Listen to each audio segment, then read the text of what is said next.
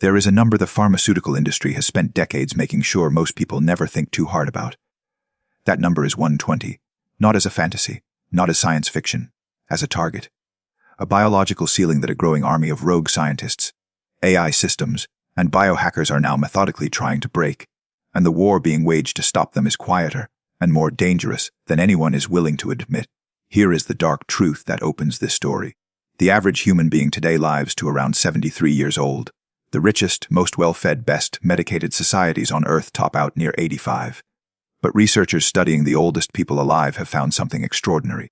When all disease is removed from the equation, no cancer, no heart failure, no diabetes, the human body still has a hard biological ceiling, and that ceiling sits somewhere between 120 and 150 years. Not because science hasn't tried to push past it, but because something deeper, something engineered into the very machinery of every human cell, keeps pulling the body toward collapse. That something has a name: resilience loss. And the people who understand it best are the ones closest to breaking it wide open. The body's hidden countdown clock. Singaporean researchers using advanced mathematical models discovered that as the human body ages, it loses the ability to bounce back from disruption. A young person gets sick, recovers in days. An older person gets sick, and the system takes weeks to stabilize or never fully does. This is not disease. This is something more fundamental. It is the loss of biological resilience itself, the quiet unraveling of the body's internal repair network. Using blood cell counts and movement data tracked over years, scientists identified that this decline follows a perfectly predictable arc. When they modeled when resilience would disappear entirely, they arrived at the same window every time: 120 to 150 years. Beyond that point, even a person who had somehow avoided every known disease would lose all ability to recover from even minor disruptions. The system would simply stop responding. This is the wall. And this is exactly what has made the longevity movement so dangerous to those who profit from conventional medicine. Because here is what they do not want people to understand. Aging is not a collection of diseases. It is the disease. Every cancer, every cardiovascular collapse, every neurological deterioration, these are symptoms. The root cause is the biological clock ticking inside every cell in the human body, slowly degrading the code that keeps tissues young, responsive, and self-repairing. The French woman Jeanne Calment, the oldest verified human who ever lived, made it to 122 before that clock finally ran out in 1997. In the nearly 3 decades since her death, no one has come close. The body has held the line. Until now. The biohacker, the billionaire, and the forbidden protocol, Brian Johnson is either the most dangerous man in Silicon Valley or the most important. Depending on who you ask, the answer changes. What does not change are the numbers. Johnson, a tech entrepreneur who sold his company for nearly $1 billion, turned his entire existence into a human experiment. He built a team of over 30 medical doctors and scientists around his body. He subjected himself to MRI scans, continuous glucose monitoring, gene therapy, stem cell injections, hyperbaric oxygen chambers, and a daily regimen that at its peak included over 100 pills, powders, and compounds. He spent approximately $2 million a year doing it. His stated goal was to give every organ in his body the biological profile of an 18-year-old. The results were unsettling, not because they failed, but because they partially worked. Johnson's telomere length extended. His inflammatory markers dropped to near undetectable levels. His biological age tests showed readings that placed him decades younger than his chronological age. One test measured his telomerase activity at levels comparable to a 12-year-old. But then came the moment that sent shockwaves through the biohacking world. Johnson had been taking rapamycin, a compound discovered in the soil of Easter Island, originally developed to prevent organ rejection in transplant patients, and later identified as one of the most powerful life extension drugs ever tested in animal models. In mice, it extended lifespan by over 20%. Johnson ran what he called the most aggressive rapamycin protocol in the industry. For nearly 5 years, he cycled through different dosages, monitoring his biomarkers at every step. Then he stopped. He developed recurring skin infections. His blood glucose climbed. His immune system began showing strain. Emerging research suggested that prolonged rapamycin use might actually accelerate certain biological aging signals, even as it extended raw lifespan in animals. Johnson made a public declaration that the benefits no longer justified the risks. The anti-aging community erupted. What his experiment revealed was something far more valuable than a failed drug. It revealed that the body is not a simple machine. It is a deeply interconnected web of systems, and pulling one lever without understanding all the others can collapse the entire network.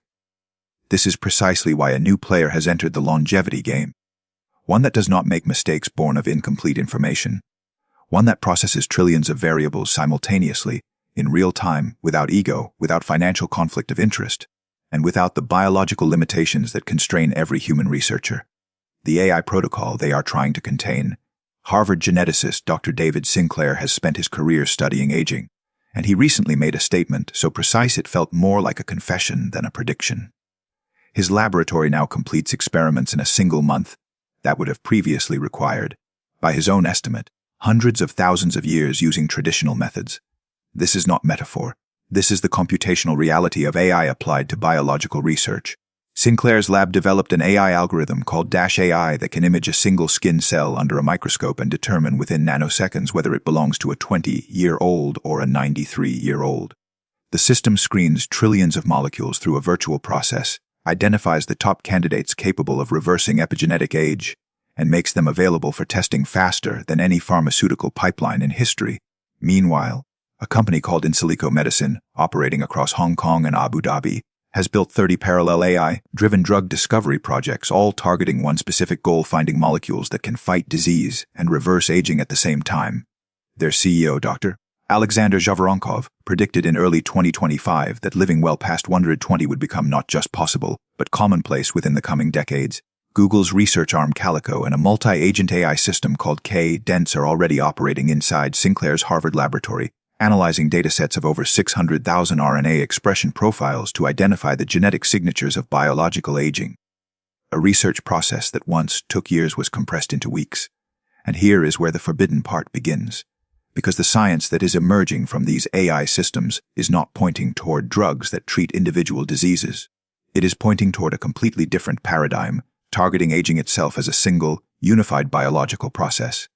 This means that every pharmaceutical product built to treat Alzheimer's, cancer, or heart disease as a standalone condition becomes instantly obsolete the moment a successful aging intervention reaches the market.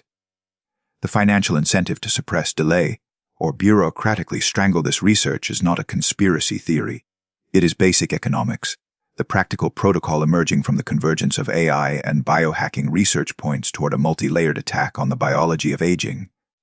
It starts with clearing senescent cells, the worn-out, toxic biological debris that accumulates with age and poisons surrounding tissue. Compounds like fecitin have shown promise in animal models.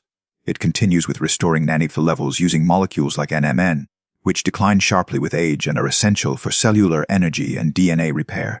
It incorporates metformin, a decades-old diabetes drug shown in primate studies to slow inflammatory markers and protect cognitive function. It uses precise sleep, time-restricted eating, zone 2 cardiovascular exercise, and continuous biomarker monitoring to catch cellular drift before it becomes irreversible damage. And above all, it uses AI not as a tool, but as a co-pilot. Systems that track biological age in real time, flag deviations before they compound, and adjust protocols based on individual genetic and environmental data. The era of one-size-fits-all medicine is ending. What is replacing it is something the pharmaceutical industry was never built to deliver: completely personalized biological management at the cellular level. The ceiling of 120 years is not a law of nature. It is a technical problem. And for the first time in human history, the tools to solve it exist. The question is no longer whether living far beyond that number is biologically possible. The question is who will be allowed to try, and who will be kept away from the knowledge to even attempt it. The answer, for anyone paying attention, has always been the same. The ones who know fight back. The ones who do not stay inside the cage they were never told existed.